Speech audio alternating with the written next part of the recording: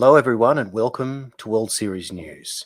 It has been a momentous long weekend in New South Wales with the news of now a second and third resignation in the New South Wales Liberal National Government. Deputy Premier John Barilaro has announced he will be quitting politics, resigning his position of Deputy Premier immediately, and will be strategically gearing up for a by-election of his seat of Monero. This follows Andrew Constance, the Transport Minister, who also announced he will be quitting state politics. He will be trying to get into federal politics. This comes after Gladys Berejiklian famously quit politics last week as the ICAC, the Independent Commission Against Corruption, reveals that it will be investigating claims where Berejiklian had made some grants to somebody that she probably shouldn't have.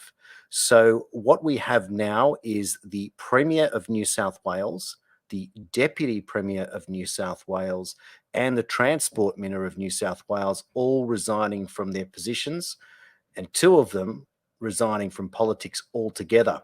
All three of them will take no further part in New South Wales politics very soon. This leaves a leadership replacement going on at the moment with Treasurer Dominic Perrottet, the 39-year-old, who looks in the position of becoming the next Premier of New South Wales. These are extraordinary times. It was only 2 weeks ago where Perrottet's younger brother in the Young Liberals announced that they were not backing QR codes, nor were they backing vaccine mandates, nor vaccine passports. So it stands to reason that Big Brother Dominic, if appointed Premier, should be looking to ease these restrictions and get on with the business of getting business back to work. This will also put him in better stead to realign the Liberal Party to sail forth and attempt to win the unwinnable election in March of 2023, with Labor recently installing Chris Minns as their leader, also a very young man at just 41 years of age. So what we have now is a very interesting position, but what we don't know exactly is what's going to happen next.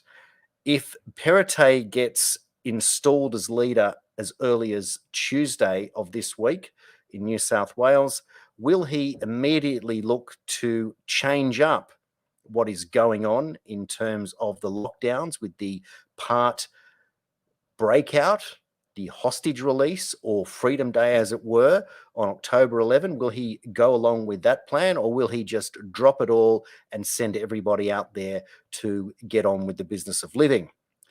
If he does that, it does set up the population for a fall should we see what happened in Singapore with the explosion of cases and deaths in Singapore as they reached 82% double vaxxed.